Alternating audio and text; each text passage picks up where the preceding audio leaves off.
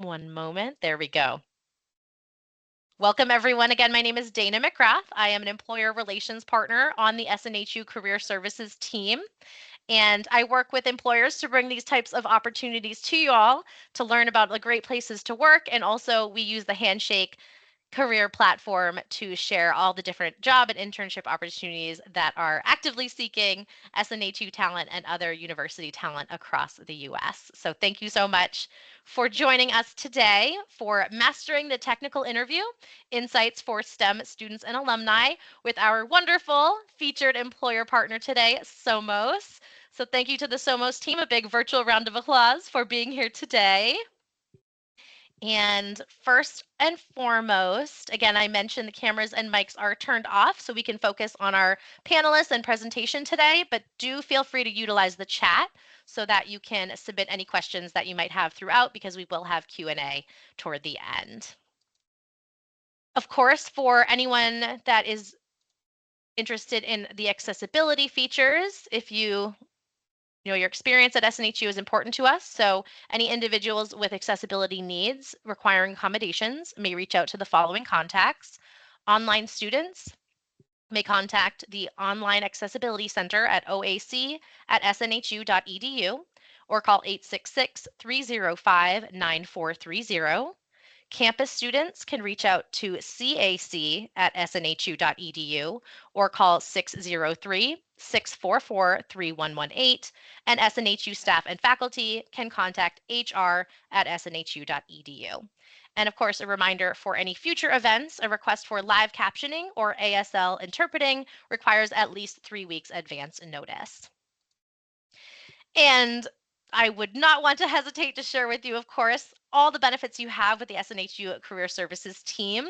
Please feel free to connect with us. We have career advisors that work with students one-on-one on resume reviews, interview practice, job search techniques, and so much more. So if you do want that professional guidance and support, reach out to cocecareer@snhu.edu or call 888-672-1458. That's a lifetime benefit from the very first class that you register with SNHU all the way to any point after you graduate from your program. Don't forget about the online virtual career center for online students called SNHU Career 360. That's a clickable link right there on the slide, so you can check out that platform and bookmark it on your browser. And all of our social networks, SNHU Connect is the internal social network that we have for student clubs and networking with that. And then, of course, Facebook, Instagram, X, or formerly Twitter, LinkedIn community, and our SNHU Career YouTube, which, because this event is being recorded, will be available on the SNHU Career YouTube page within 1 to 2 business days. All right. For our agenda today, I have covered the introduction and we'll move over to our welcoming and introducing our panelists. We'll share or hear a little bit more from them about who is Somos and just the values that they offer there. My colleague Alyssa Leskowski will moderate just a discussion with our great panelists about technical interviews, the topic for the day. And then, of course, as I mentioned, use that chat to submit any questions because we will have a Q&A toward the end. We probably won't be able to get to all questions, but we'll try our very best to answer as many as we can. All right. So first, please welcome Poonam Kalon, the Director of Talent Acquisition and Human Resource Business Partner with Somos. And Poonam, while your slide is up on the screen and people can read through that, could you share your favorite part about working for Somos? Yep, it's the amazing culture that we have and a strong sense of community within our organization. That is like really the backbone of our organization, Somos, and that's what really keeps me excited every day, every morning, coming up and waking and be excited about work. Fantastic. Thank you so much, Poonam. Love that. It's always important to work somewhere that has a great culture and has that teamwork aspect. All right, and next up we have Steve Elzinga, Senior Software Engineer with Somos. And Steve, again, while your slide is up on the screen, what's your favorite part about working for Somos? Actually, a lot of what Poonam said. I love the culture. It's a great leadership team, very good benefit package, and the remote work environment. It's really nice. I saw somebody in the chat said they're in Michigan. I'm in Michigan too. So Fabulous. Yes, with SNHU, our online students are so used to having their coursework and everything online that it's great to be able to meet with an employer that also has that remote aspect. So thank you so much, Steve. And next up, we have Andrew. Andrew's a full stack software engineer with Somos. And Andrew, what's your favorite part about working for the wonderful Somos? My favorite thing about working for Somos also has to be the company culture. It's really that good, but I will go with my second favorite thing for this question, and that is our tech stack.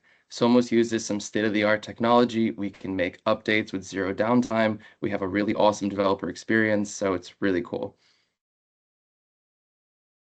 That's awesome. I'm excited that we'll dive into the technical part. Just getting anxious to hear more. But first, I really want you all to hear more from Poonam about the company. So, Poonam, as the director of talent acquisition for Somos, tell us more about you all.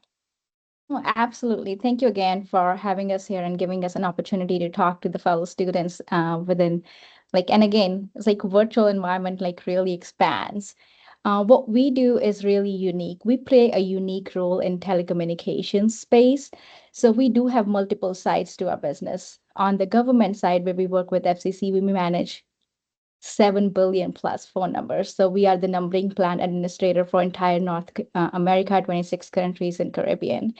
We also manage the toll-free registry for entire North America, and we have a lot of commercial products that are geared towards fighting fraud in telecommunications space. So our goal is to provide trusted connections between consumers and businesses. So that's what we really strive for with all the offerings that we have, whether that is partnering with the government partners and working with them or through our commercial solutions. Awesome.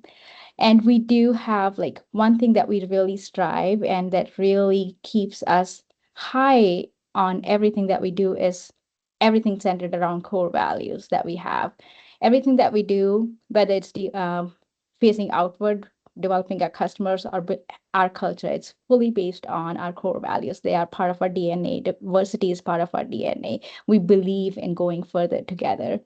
And we are recognized as an employer, which was rewarded and recognized as great places to work. So our unique culture really puts that in a position where, I know when you hear from an HR professional, it could kind of sound like a cliche that, hey, we have a great culture, but we really do. That's why my fellow team members, as they were talking, and you would hear it from everyone in Somos. And not only from this, we call ourselves Samosians, not only from Samosians, but also some of the customers that we work with and they will get to experience. They really talk highly about our culture. And the cool thing about our organization is that not only that we have that culture, we want to work hard to sustain and enhance it. Because we have won these great accolades and we are a great place to work, it's not that we are ready to stop. We are continuing to invest in how we can sustain and enhance what we have. And we do, as Steve talked about a little bit as he was going through what he loves, is we do have really great total rewards package. We go to market, we map it, and we try to stay in the 80th percentile. So we are competitive in our space.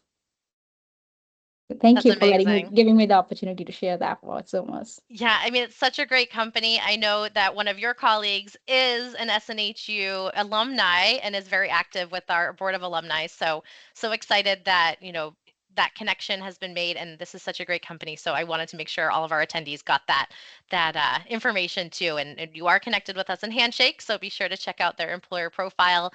Click the little follow button and you'll get updates on Handshake as well. But of course, follow their career and stay informed there. Awesome. So thank you all so much for the introductions. And for this next step, again, I'm going to close the slides so we can focus on our panelists because we're going to make this more of a discussion base.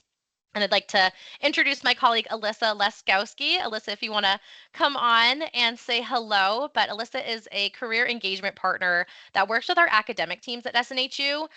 One of her focuses is our STEM program. So any of you that work in or that study STEM programs at SNHU, Alyssa is a really integral part of building that career readiness awareness into your curriculum with the academic team. So, Alyssa, if you want to jump on in and facilitate the questions for our panelists. Absolutely. Thank you, Dana, for the introduction. And hello, panelists. Thank you so much for your time being here. And hello, everyone. Again, thank you to all of you for being in attendance this afternoon. So happy to go ahead and kick us off and dive into today's topic at hand. So in learning about mastering the technical interview, we first must understand what it is. So Steve, in your own words, can you tell us what is a technical interview? They vary a lot depending on the company. I will say that. Sometimes it's a lot more technical where they want you to actually do like live coding exercises or something like that. But at least for the technical interviews that I've been part of and for our company, there might be a little bit of that, but a lot of it is, assessing your problem solving skills, your communication skills, some basic coding skills. But we're also, looking at, what your personality's like and whether you would be a good fit, to work on the teams and, how you'd fit in with the company culture, that kind of stuff too, So some of it's like, behavioral type stuff as well, in terms of just seeing how you respond to questions and stuff. So one of my big pieces of advice is don't panic, because you might get asked something you don't know, and that's okay.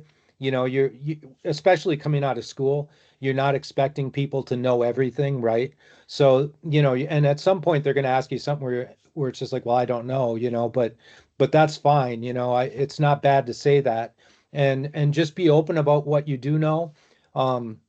One of the pieces of advice I always give people is to, do some research on the company, like go to the website, maybe know about some of the products that they offer. And definitely if you're interviewing for a position, look at the resume or the actual job description and be able to talk about some of the things, even if you haven't done all the things they're looking for, at least know what they are. Like if it's a job for Java or JavaScript or whatever, have some familiarity in the area that you're applying for, and if you get asked about it, be able to talk about it. Awesome. That's great advice. Thank you so much, Steve. So Poonam, I'd like to ask you next, what are the key steps of the selection process for a technical role? Absolutely. Um, we do have like the process is very simple and straightforward, and most employers follow that. And it's just kind of like, again, we put our open roles up and then we have applicants apply to it. And we do a quick review to match the skill set that we're looking for from their resumes. And once there's the match there, you typically schedule a conversation with the candidate to get to know them, which is typically done by the HR. But then as they go along with the process, they get an opportunity to speak with the hiring manager, some of the fellow technical team members that they will be working with, so that they also, as much as we are interviewing the candidates, they are also interviewing to make sure that they are the right fit and organization is going to be the right fit. So we give that opportunity to candidates in the selection process. So we make it very communicative. It's all virtual for us. We are virtual, like a big benefit is like that we are virtual first, which is like we are fully remote. So all the different components of the selection process are a Zoom interview or Zoom conversations that happen. Awesome. Thank you for sharing those insights. That's very helpful. And so, Steve, can you dive more into what a candidate should expect from the technical side of the process? Well, especially for somebody that's just coming out of school, we're going to look at what you did put on your resume. And so, you know, be ready to talk about things that you've put on there, like whether it's school experiences or internships and a piece of advice I always give people is have like your own projects. Like if you have like your own GitHub repository where you have, some code or projects, even if they're school projects, it's always good to have that kind of stuff. And if you go in and make sure that the code is readable and clean, and bonus points if you have like a test suite, because that's always a big thing, especially in when you get in a professional situation, tests are always a big deal, right? So if you show that you're conscious of that and that you have tests in your own code, that's all positives. Um, and then, like what I said before about being aware of the things that they're looking for in the actual job you're applying for, because you'll probably get some questions about that too, right? Even if it's not on your resume. But, definitely put things on your resume, like even if you were part of clubs, any internships, any projects that you've worked on, even if it's like personal projects, that's fine. It's good to have that kind of stuff, especially when you're starting out. Once you've been in the industry for a while, you'll have job experience that you can put there. But when you're starting out, you obviously don't have that yet. So you want to put stuff down there that shows that, your interest and your ability to learn, because that's really the biggest thing with this job. It's like a lifelong learning skill. Like when I started, which is almost 30 years ago now, which is forever ago, but my very first thing was in assembly language, right? And it's evolved quite a bit from then, C, C++, Java, JavaScript, all these different languages over the years. And I didn't learn those in school, right? I learned them on the job because, you're going to learn stuff now, but this industry changes so fast. There'll be something new next year, right? So it's like, you need to be a good lifelong learner to do this job for like the long term, because you're going to get something someday where they're like, hey, go write this in Rust. And it's like, well, I don't know Rust, but fine, you figure it out. And at first you're going to be a little bit slow, but you come up to speed and you'll be able to do it.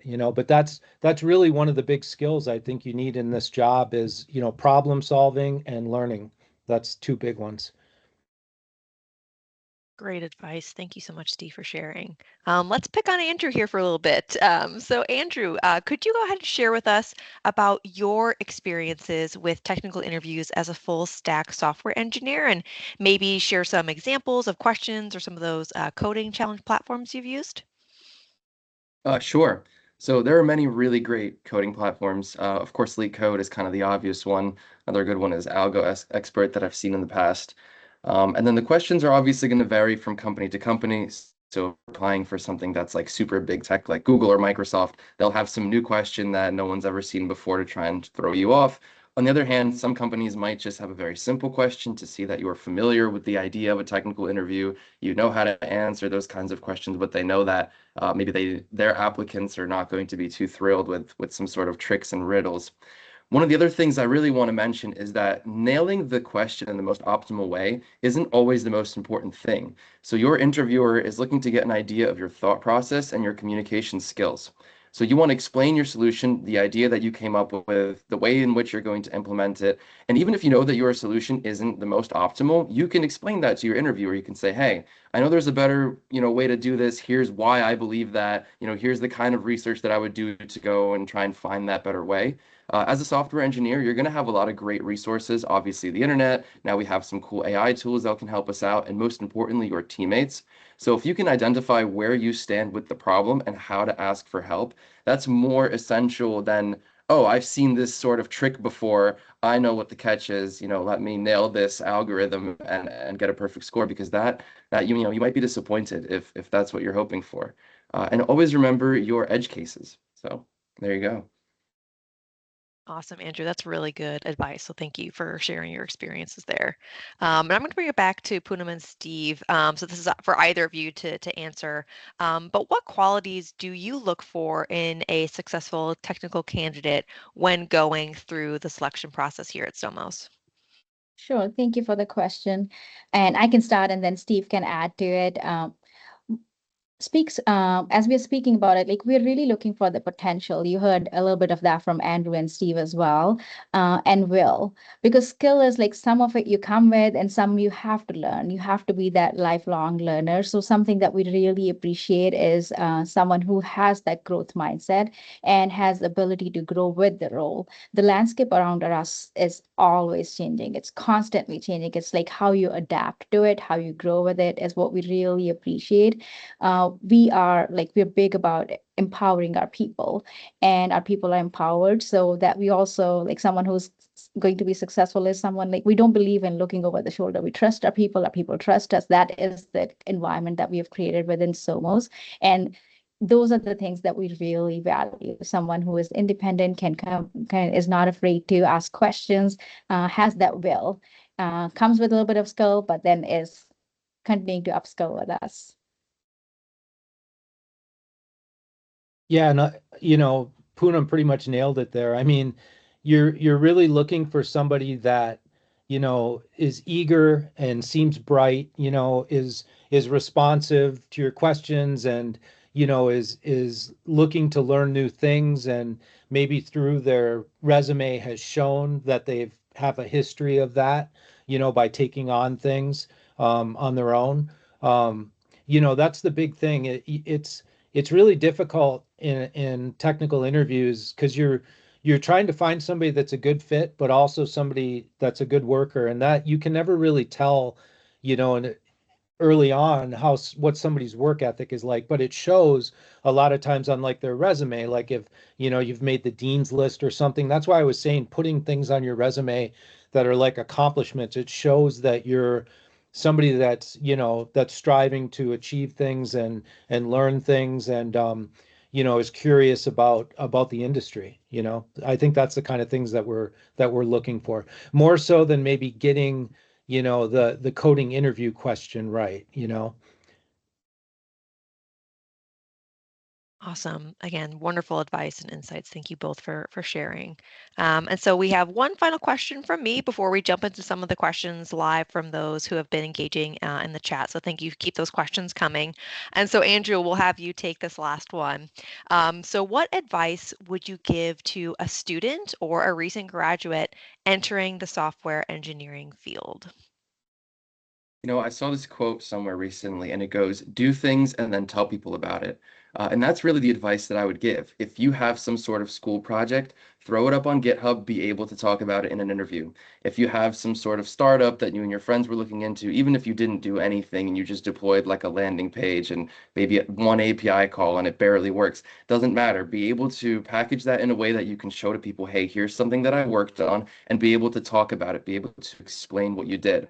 A couple times I run into potential candidates where you start talking to them about the projects on the resume and they're like, oh, that was a school project. And you're like, okay, tell me about how you did authentication here. Oh, my buddy Jimmy was the one who did the authentication. Okay, tell me about the front end. Oh, the front end was I don't care about who did it. Just talk about it. Can you explain the software that you built, even if you are not the one who built it? Can you explain what's going on? Can you, especially if you can teach me how it works? I've never seen it before. And if within 5 minutes I understand how your software works, then I know that you understand how it works. And then immediately you're a strong candidate for both the communication skills and the coding skills, without even a riddle of a coding question needed.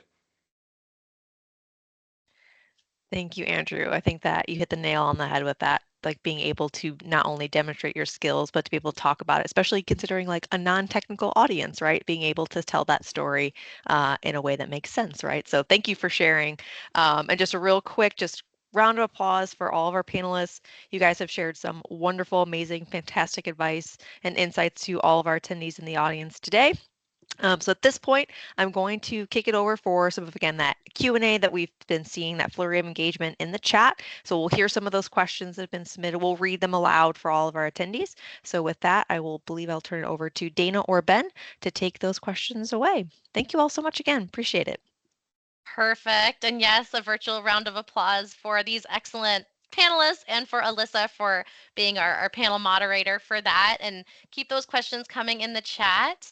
As far as the questions that I've seen come in, I'll ask the first one, but I do want to also introduce my chat moderator. If you've seen him in there, Ben Steinbeck is a career advisor with SNHU, and he's been collecting questions. So he's going to help me facilitate the questions with that. So this is a question that came through from another one of our career advisors. So how important are certifications or boot camps for entry level or internship roles?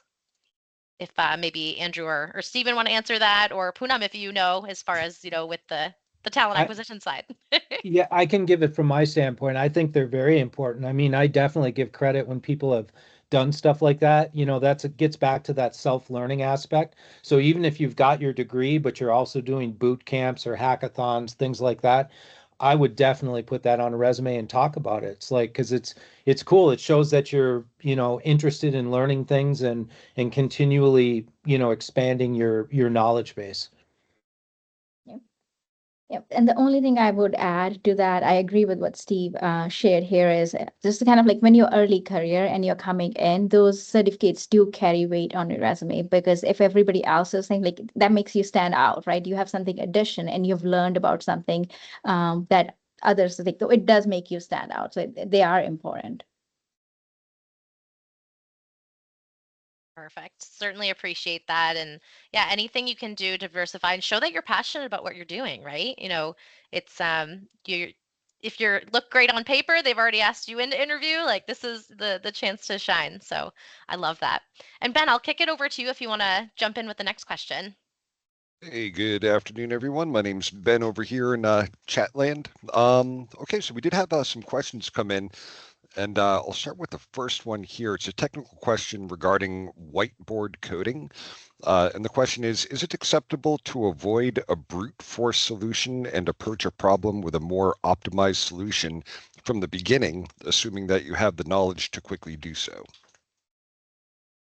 I'll answer that one. Yeah, definitely. You could just mention that a brute force solution would exist and it would look like the following thing, but you can go straight into what you believe is most optimal, especially considering you're probably going to have a limited amount of time. And you get to show off that you found that very quickly, that you didn't get 45, 75, 100% of the way through the brute force solution and then realize that there was a better way to do it. But I would definitely mention that you are aware that the brute force solution exists, especially if you know its complexity, maybe if it's O of n squared and you want to do it in just O of n or whatever. Yeah, absolutely. All right. Question number 2 is actually going to be a bit of a mashup here between 3 different questions dealing with certifications. So the root part of the question is, how are certifications from CompTIA, how do they look alongside having a bachelor's degree? Do they add enough to make paying for these tests an investment, or is it a waste of money? And wrapped into that, do you guys pay for certifications, or is it common for companies to pay for certifications if an applicant doesn't have one? I I can jump in on that. Um, the certainly, so the company does have like continuing education and they do support people getting certifications. Like a lot of our systems are in the AWS cloud. So, AWS certs are definitely, looked on favorably, and they certainly will support you in getting one, if you work here. And a lot of us have them. But yeah, I would definitely say that they help. And for me, I like seeing that, because I think it gets back to that showing that somebody's learning things on their own. And I like the self-learners, and to me that's definitely a positive trait. So All right, and a quick follow-up to that is, how updated should your certifications be?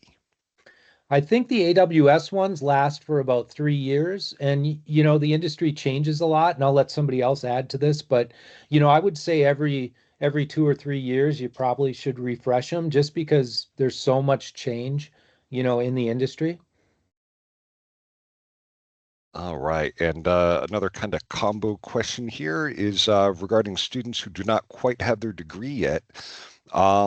See, is it possible to get a job as a junior or someone who hasn't completed a degree, or um, yeah, I guess I'll kind of leave it at that one. If a student has not finished their degree yet, are they still a potential applicant that you'd be interested in seeing?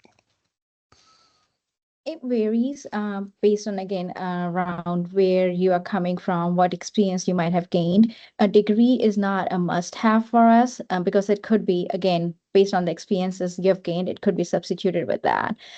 So that's what I would say. It's not a must-have, but it's also like, because if you're applying for a full-time job, it's like, can you commit to it, or are you trying to do? We do have part-time options or internship programs that support that employment opportunity while you are at school. So that's how I think Andrew can speak to is like he came to us as an intern and then he interned for one summer full time and then continued with us throughout the course of his completion of his degree as part time. And then when he completed, then he came on board full time. So it's like, again, its degree is not a must have, but it's also depends on like the position that we are hiring for. What are the minimum requirements that we have for outlined for that role? All right, perfect. And see another good one here. When you meet a candidate, what do you look for in terms of technical proficiency in a newcomer? And I guess I can kind of tack on my own personal question to that is how important is a portfolio of work like GitHub? How important is that in your decision-making process? Well, for me, I definitely give bonus points for having to get up. I mean, because it gives us something to look at, right? Because otherwise, we're just going off a resume, and it's really difficult, to get a real strong feel for somebody's ability. But if they've got GitHub and they have code that they've written that we can go look at, that definitely is a positive. And like Andrew was talking about, even if you've got something that you started and or something deployed somewhere, just giving us anything to look at makes you kind of stand out from somebody that only has a resume. So I would definitely give it, a strong bonus to do that. I'd recommend it. All right, and going off of coding, are certain coding languages more important to have some skill in than others? I'll answer to that one. There's this idea that software engineers know one language really, really well, and then they understand the differences between that and whatever they're working with.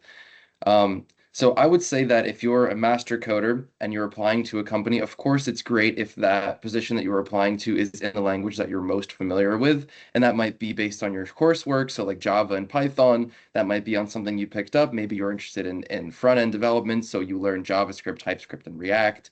But also, if you're an expert in a specific technology and you can communicate, to the interviewer that you are very strong in that technology, even if it's different from what the company that you're applying to uses, it's understandable that you're going to be able to learn the new tech. Maybe it's a new language, maybe it's a new library, maybe it's an entirely new, different kind of system. But part of being a software engineer or working in computer science in general is constantly learning new things. So really, any language is acceptable as long as you're strong in it. Okay, and that kind of leads into this one. So, as far as learning your languages is concerned, what advice do you have for someone who is really mostly self-taught? The student recently started with the university and wondering where they can go as far as growing their skills. I would say make a portfolio.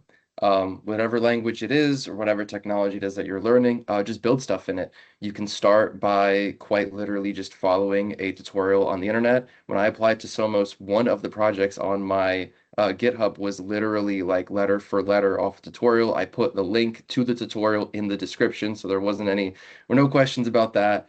And then from there, my next project already was based on the information in my previous one, but it was, all in my head, and it was me coming up with, now applying the things that I'd learned as opposed to just following somebody else's lead. And so that's what I think the fastest way to learn languages is to build things in it. If you don't know it yourself yet, follow somebody else. And as soon as you start to pick up some skills, try to apply them to your own unique ideas. All right, perfect. Next question has to do with internships, and the question is, are internships really hard to get? And what ideas can you provide that would help someone stand out from other applicants? I can add a little bit on that. So really the same things that make you stand out for like applying for a job, having some examples, that even if it's, classwork examples, like projects you've done at school. And yes, the internships are competitive because when we open up for them, we do get a lot of people applying, but that shouldn't discourage you, even if you think, oh wow, I don't have a lot of experience. That's fine. You should do it anyway because you'll gain experience just by applying for it and learning the types of questions. The more you go through that kind of stuff, it's like these technical interviews. go out and do some, and maybe the first couple you do it doesn't go as well, but you'll get more comfortable and you'll learn, and you'll also find out maybe an area it's like, oh, I need to get better at this, or something like that. It's good to just build your experience and just go out and do it anyway. So All right. And next question here is what is the most common mistake you see candidates make in a technical interview? I would say I cannot speak to. I saw Andrew go off, but Andrew, you can answer this question. Yeah, I would say is focusing too much on the content and the nitty-gritty of the technology and not enough about connecting with the interviewer and being able to communicate. I'm not saying that you guys need to become best friends or talk about anything irrelevant, but same story. If I ask you a technical question about something that you're completely unfamiliar with, tell me about something that you are familiar with. Say, hey, I don't know what this technology is, but it sounds like XYZ thing that I've worked with in the past. Let me tell you how that works. Let me teach you about it, whatever it may be, right? I'm looking to find out that if you're going to be on my team and I have a question about some work you did or I need your help, we're going to be able to communicate strongly and we're going to be able to get it done. Again, you're always going to be learning new things. I'm not worried that you're a 100% expert in whatever technology we're discussing. I'm a lot more interested to see, can you learn and can you communicate clearly? And the only thing I was gonna say or add to it if it's along the same lines. It's like be honest around what you know and what you don't know, because nobody is expecting you to know it all. But we do integrity and honesty does go a long way. So that will kind of like put you aside rather than being confused and lying and not like rattling around something that you know. Just be honest, like, hey, I haven't had experience with this. All right. Next question is are there any 100% remote jobs? All of our jobs are 100% remote. All right, easy answer, easy answer. Okay, so we have a first year student coming in with a question of how soon should I start looking at applying for internships to improve my technical resume? Like look for as soon as you become eligible. Like every employer out there does have a different criteria of the minimum requirements. So keep an eye open. We have our internship roles currently open. So check out our website, look at the eligibility criteria. So as soon as you become eligible to apply for the positions, go for it. All right, let's see. Uh, Asking you guys directly, let's see, do any of the present Somos engineers have experience or advice for a quote bar raiser unquote interview?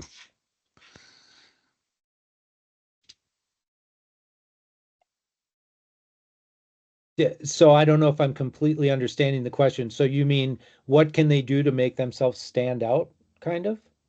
Yeah, it kind of feels like a question you may have already answered. So you have experience or advice. So yeah, yeah, it just looks like a general interview advice.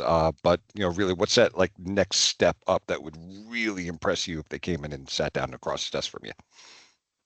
Like we said, I'm probably repeating myself a little bit, but having good communication skills. But I think if somebody that had really good example stuff for us to look at, and like I said before, especially if they've got like a complete test suite that actually exercises their code, that would also help them explain it to us. And really bonus points if you had like a architecture diagram of what you built, because then you could explain it from that. It's always easier to talk from a picture.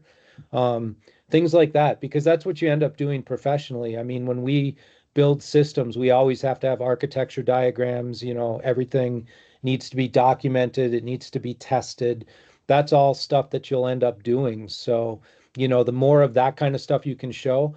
And I honestly, we don't see it that often where somebody has all of those things. Somebody might have a GitHub repository, but I've never seen somebody like bust out an architecture diagram. I'd be like, oh, wow. So that would be a bar raiser for me. So I don't know if Yeah. Andrew wants to add anything. Yeah, I think you nailed it. That's pretty much it. Again, the way that Amazon does their bar raiser interviews is going to be different from how other companies do it. I don't think I've ever seen something like that at Somos where we're like, all right, here's a specific metric that's at 50% on the engineering team and we want to improve it. So it really depends on where you kind of run into that stuff.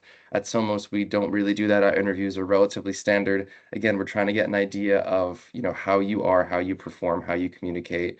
And I wouldn't say that we compare you necessarily to the rest of the engineering workforce. Yeah, we Uh, do appreciate that uniqueness in every candidate. One thing that I have been really impressed with, which we can kind of say has raised the bar for me, because there are candidates who take time to really understand who we are as a business. We do niche kind of things, and they have come prepared on how what they have learned could enhance or add to our products, or what thoughts they have on how they can solve some of the problems that we are trying to solve. So that has like, hey, somebody has taken time to research us. Somebody has taken time to understand what they have learned or what skills they have could be applied to what we are trying to do. So that is definitely something that raises the bar for that candidate and among others. All right. So you did also already walk us through kind of your interview process, but is there any portion of the selection process that does involve a technical or coding test? We do use an assessment tool, and that is a take-home assessment that you do. And it is pretty standard. All employers, it has multiple choice questions. There is a behavioral component to it. There is some, it's not per se a coding challenge, but it is like basically that you have an understanding of software development life cycle. So there are multiple choice questions around that.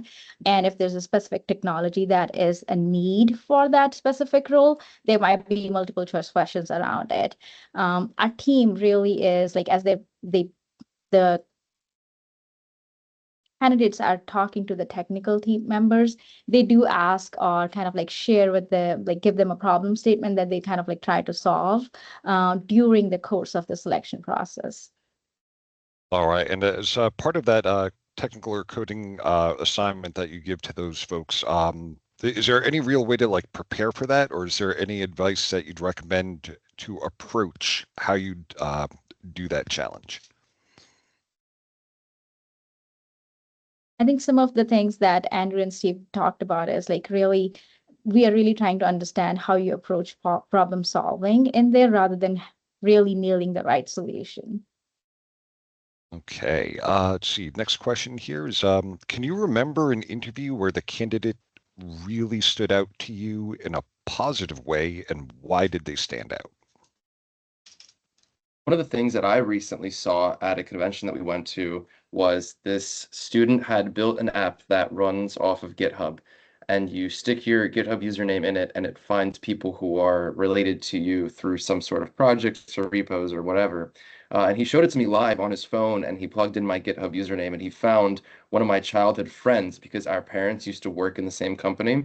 I was extremely impressed with that. So that was really cool. But again, the ultimate takeaway here is he built something, he shipped it, and it worked. So if you build something and then you ship it and it works, I think already you're doing really well. All right, excellent. Let's see. Next question up is, does somebody who is not native and not very fluent in English have less of a chance because of their communication skills? I would not say, as long as I personally did not have English is not my first language, right? So as you're able to communicate what you're trying to communicate, it doesn't have to like we do have our workforce is very diverse. So we all are not speaking English. I personally, my accent is not going anywhere. So please do not let that hold you back. If you're confident, you feel like you can communicate what your thought process, that's what matters. Your proficiency in English language is not a barrier.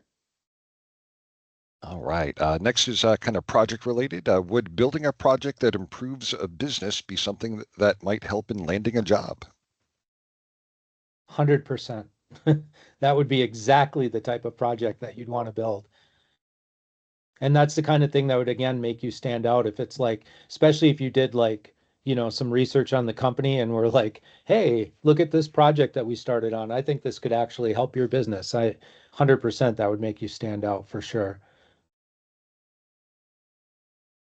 All right. Next question looks like we'd kind of already covered that. It's more teamwork related. How do you assess a candidate's ability to work on code as part of a team if they are a recent grad or self-learner that may have only been working on projects independently?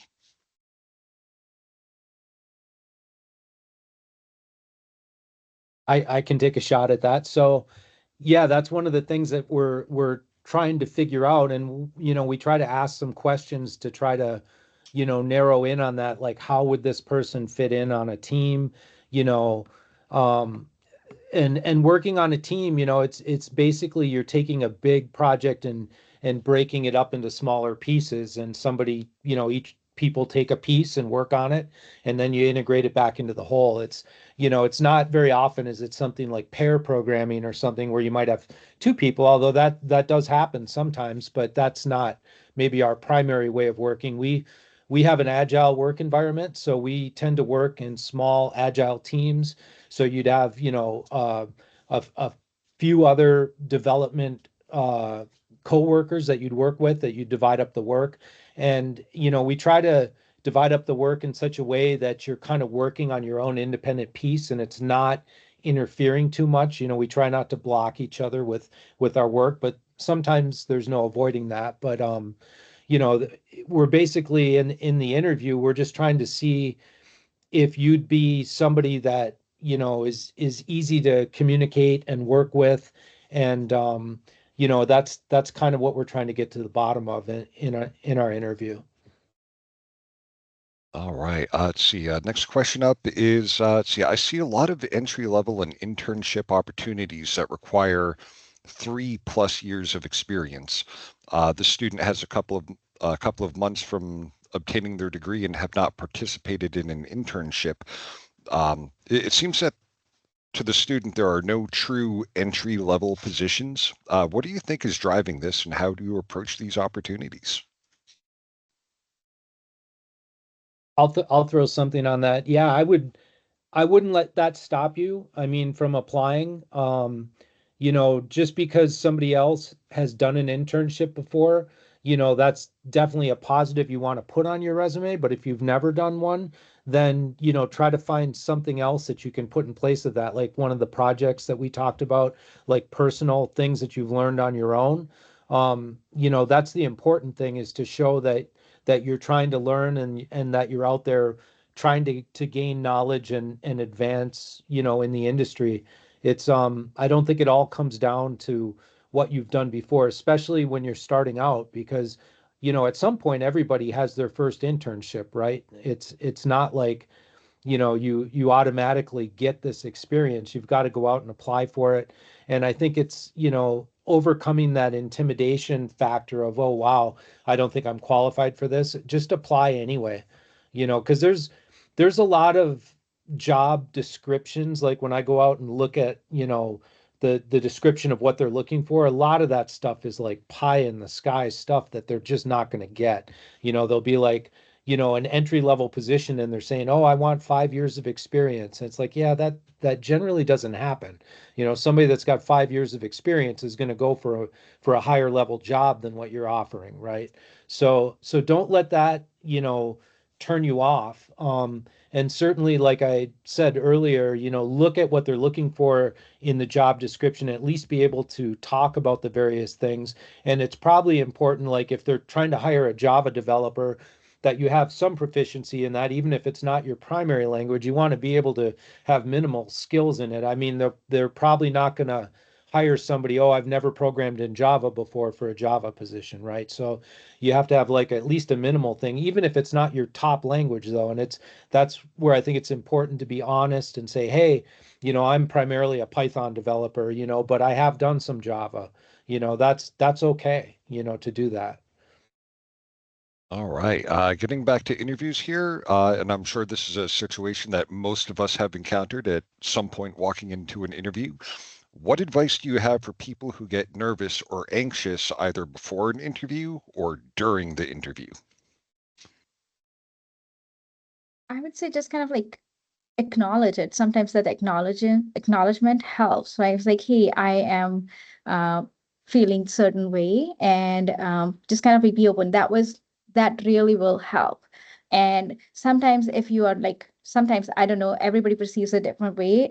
Like take advantage of, I know many schools offer mock interviews and other things to help with the preparation. So you can do that. The more you're prepared, the more mock interviews that you've done. So take advantage of the options that the career centers offering in your school to prep for that. But even after that, if you're feeling and you feel that, hey, you have these nervousness or jitters, it's okay. Many of us experience that. So acknowledge that and go with the flow. All right. Can I add on to that one? Because I've been doing this a long time, and I have a friend that had 20 years of experience and ended up having to go find another job, but he's an introvert. A lot of developers are introverts, right? And it's not very comfortable for us to just go out and talk to a bunch of strangers. And so he always had a hard time with that. He always would get very nervous, and he would freeze up, where he couldn't answer things that he even knew, so it's something that like Poonam said, you just need to practice it and try to overcome it. And hopefully the person that's interviewing will look past that. I'm aware that there's people like that, so I certainly would look past that and recognize that, okay, this guy's just really nervous. That's okay. But just, it's back to what I said before. Don't panic and just try to do the best that you can, and just communicate that, hey, I'm nervous and I may not be answering this in the best way. That it's okay. At least with me, it's certainly okay for somebody to say something like that.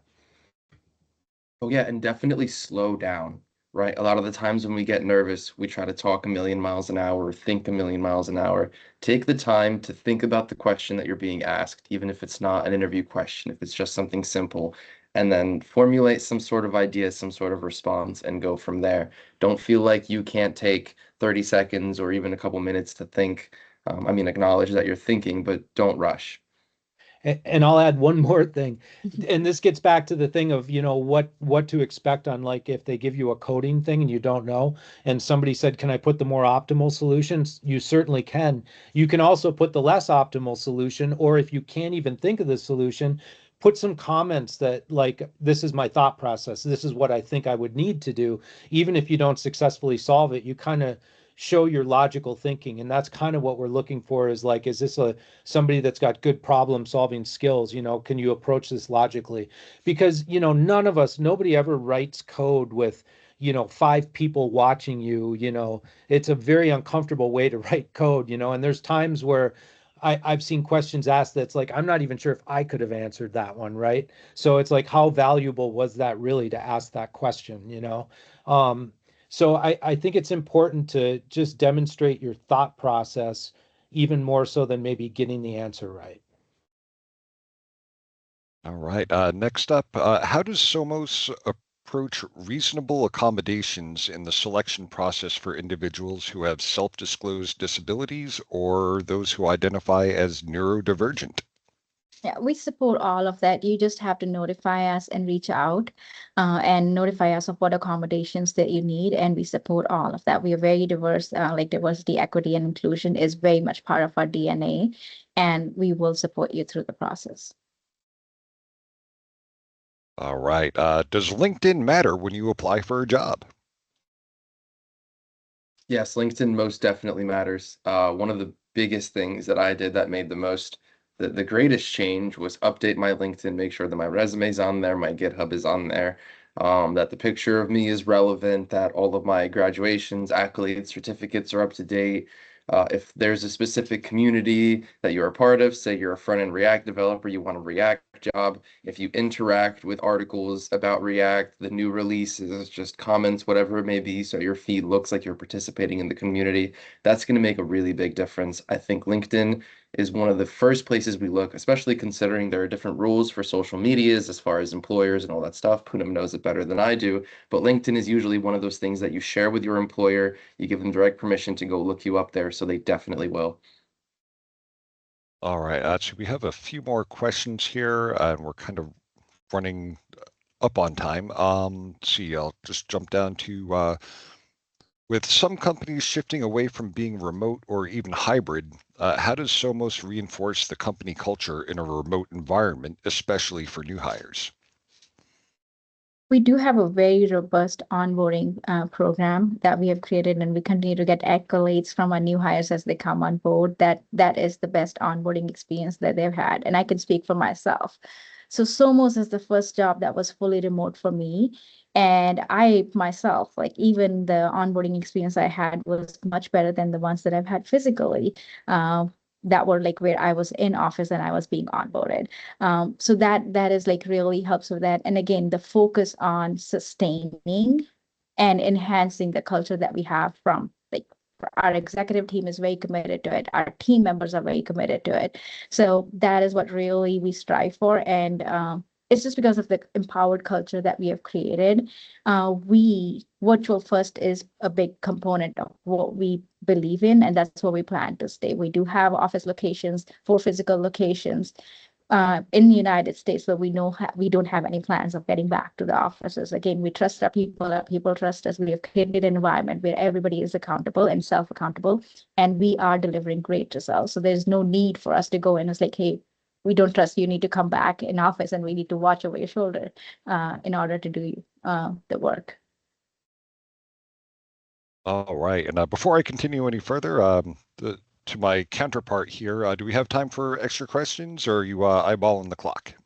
So I think let's go ahead and see if we can maybe do one or two more questions if the panelists are okay with that, and then I will pull up the last slide and just want to make sure everyone has that contact information to see Somos's opportunities. So go ahead, Ben.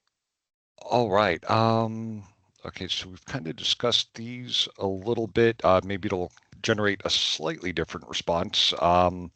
What advice do you have for someone with the technical education, with no or minimal professional experience in the field, especially as it relates to career switchers? I can speak for myself. So I have switched careers myself. I went from like I was a software developer, and from software development while developing HR systems became an HR professional. So one thing I think is you should be able to speak to how you will translate your experience, what you have learned into what you want to do. And many people do that. So it's very important that you're able to speak how your experience is going to be transferable and how what unique experience that you've gained is going to add value to the new thing that you're wanting to do or are applying for. So that really helped me as a person. And that's where I've seen like there's definitely transition and transferable experiences that are applicable in different roles. All right, and with that said, I will log off my mic here and send things back to the top. Fabulous. Thank you so much. Round of applause for Ben for such a fantastic facilitation, and to the panelists. Those were some amazing answers. I know some were pre-submitted that our students submitted as they registered, but some were, right as the thoughts were coming off their brain. So you all are just so knowledgeable, able to tackle all of those. So just huge round of applause, and thank you for that effort. I do want to make sure we share with everyone. And I know Poonam has offered, if anyone wants to look up Poonam on LinkedIn and request to connect, she's very willing to do so. And she's such a great resource. So be sure to reach out to Poonam if you have any other like follow-up questions about the selection process with Somos. Be sure to check out their career website. So again, that's a clickable link. And if you go on somos.com/careers, you can see everything that they have actively posted now. Be sure to follow them on Handshake as well, because when they post jobs on Handshake, you get an alert direct to your email of, what has been shared. So you can stay right on top of it when things get posted. And then again, if you have questions, talent@somos.com is a great email to reach out to directly. And I know that team will be happy to connect with you and just really hopefully we get some great candidates in the Somos pipeline here. So we already have alumni working there in HR, but again, Stephen, Andrew, Poonam, such fantastic insight today. Thank you so, so much. Thank you for having us. All right. And with that, it's 3 o'clock. So everyone enjoy the rest of your Wednesday. And thank you to all of our SNHU students, alumni, for attending, to our wonderful facilitator, Ben and Alyssa, for helping out with the presentation. And feel free to reach out to SNHU Career Services for any questions about your resume, building up that confidence with your interview techniques, and everything like that. So have a great one all. Thank you. Thank you.